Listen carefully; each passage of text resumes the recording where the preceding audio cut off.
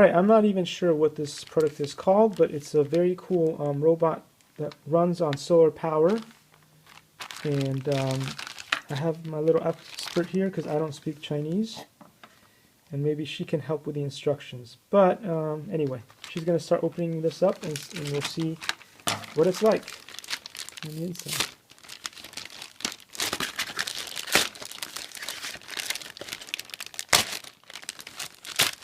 I guess we didn't need scissors after all. Alright, let's put some of that stuff down and see. Looks like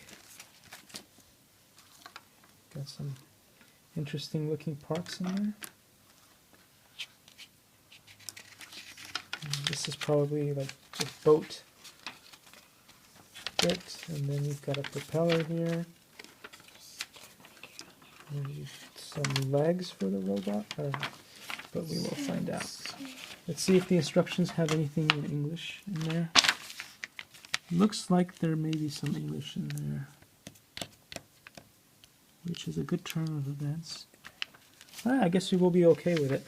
Anyway, we're going to try to assemble it, and then I guess we'll see you in the next video.